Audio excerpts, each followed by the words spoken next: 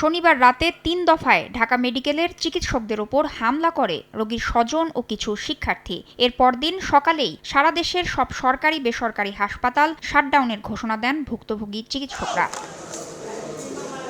তবে ওই দিন রাতেই চালু করে দেওয়া হয় জরুরি বিভাগ। মঙ্গলবার চলে আউটডোর সীমিত পরিসরে চিকিৎসা কার্যক্রম। এদিন স্বাস্থ্য সচিবের সঙ্গে সাক্ষাতের পর স্বাস্থ্য সুরক্ষা আইন ও স্বাস্থ্য পুলিশ নিয়োগের আশ্বাসে সব ধরনের কর্মসূচি থেকে সরে এলেন চিকিৎসকরা। বুধবার থেকে সব হাসপাতালে চলবে পুরোদমে চিকিৎসা সেবা। আগামীকাল থেকে পুরোদমে প্রত্যেকটা ডিপার্টমেন্টে কাজ চলমান থাকবে ইনশাআল্লাহ। হামলাকারীদের কয়েকজনকে গ্রেপ্তার করায় এবং হাসপাতালগুলোতে আইন শৃঙ্খলা বাহিনী মোতায়েন করায় সন্তুষ্টি প্রকাশ করেন চিকিৎসকরা। বাংলাদেশের সেনাবাহিনী, বিজিবি, পুলিশ, আনসার সহ সকল আইন শৃঙ্খলা বাহিনীর সদস্যদের প্রতি কৃতজ্ঞ, যারা আমাদেরকে নিরাপত্তা দিয়েছেন।